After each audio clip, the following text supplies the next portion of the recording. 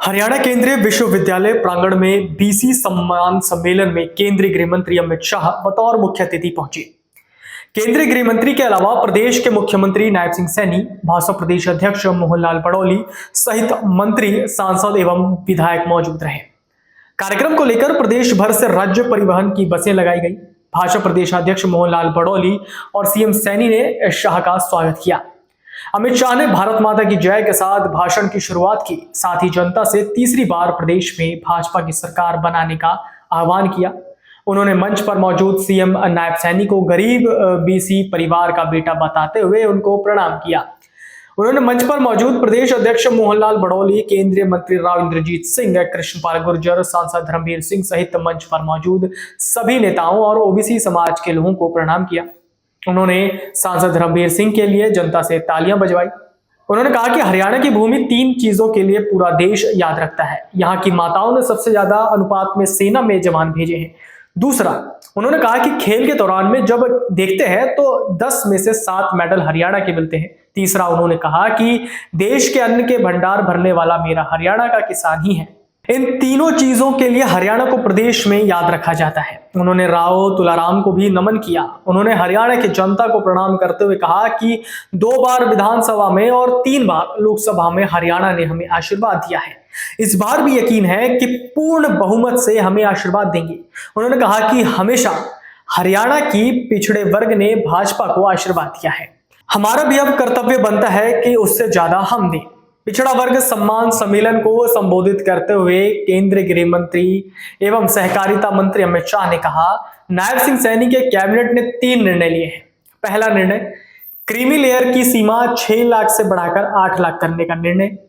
दूसरा, पंचायत में 8% आरक्षण ग्रुप ए के लिए था। इसके साथ अब ग्रुप डी को 5% आरक्षण मिलना आज से शुरू हो जाएगा। तीसरा, नगर निगम में ग्रुप बी के लिए 5% आरक्षण मिलना शुरू होगा और 8% चस का तस रहेगा तथा ग्रुप बी का 5% अधिक मिलेगा। यह तीनों निर्णय पीएम मोदी की नीति को लागू करने वाला है। आप भी सुनिए अमित शाह ने रैली के दौरान क्या कुछ ऐलान किया है। इसके साथ साथ 8 लाख गिनने में तनख्वाह भी नहीं गिनी जाएगी और कृषि की आय भी नहीं गिनी जाएगी। अब हर बच्चे को ओबीसी का फायदा मिलेगा। अब तक पंचायतों में जो रिजर्वेशन था उसको भी बदलने का फैसला किया है।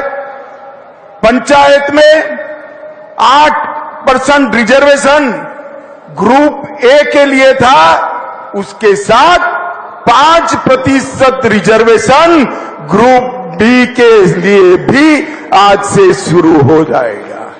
इससे बहुत बड़े हरियाणा की जनता को ये आरक्षण का फायदा मिलेगा।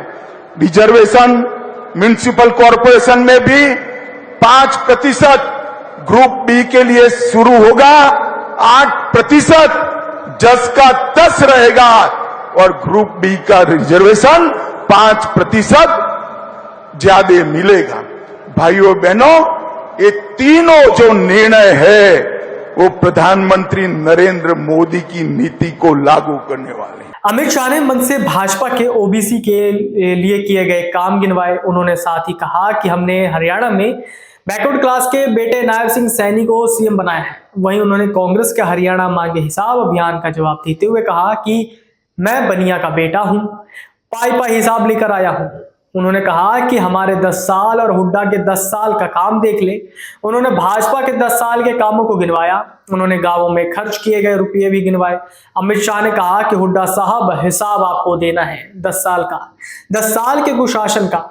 10 साल तक हर घर पानी, हर घर सिलेंडर नहीं पहुंचाया। उन्होंने चुनौती देते हुए कहा कि हुड्डा साहब, आंकड़ों के साथ मैदान में आइए। उन्होंने कहा कि कांग्रेस वाले ओबीसी का आरक्षण मुस्लिमों को देते हैं। मैं कहता हूं, हम कभी भी ओबीसी का आरक्षण मुस्लिमों को नहीं देने देंगे। साथ ही उन्होंने सीएम सैनी को कॉमन मैन बताया। उन्होंने कहा कि इनके द्वार 24 घंटे जनता के लिए खुले हैं। हमने नायब सिंह सैनी को सीएम बनाया, लेकिन ये सीएम नहीं, एक कॉमन मैन है। उन्होंने कहा कि देश को पहला सशक्त बैकवर्ड क्लास वर्ग से प्रधानमंत्री देकर भाजपा ने ओबीसी वर्ग का सम्मान किया। उन्होंने कहा कि पीएम मोदी ने 27 मंत्री ओबीसी से बनाए हैं। इसमें हरियाणा के भी 2 मंत्री हैं। उन्होंने कहा कि हुड्डा साहब चुनाव आने पर बैकवर्ड क्लास का राग अलापते हैं, लेकिन कांग्रेस हमेशा ओबीसी वर्ग की विरोधी रही है। अब महेंद्रगढ़ में अमित शाह की रैली हुई है, जहां से उन्होंने सीधे तौर पर भूपेंद्र हुड्डा पर जमकर निशाना साधा और साथ ही पिछड़ा वर्ग को भी साधने की कोशिश की।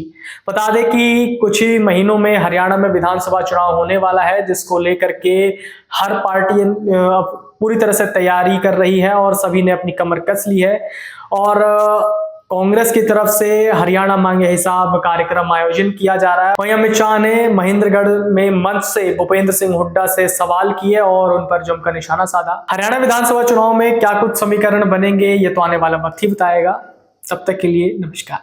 अगर आप ये वीडियो YouTube पर देख रहे हैं तो हमारे चैनल को सब्सक्राइब करें और बेल आइकन को दबाना ना भूलें। अगर आप Facebook पर ये वीडियो देख रहे हैं तो हमारे पेज को लाइक करें।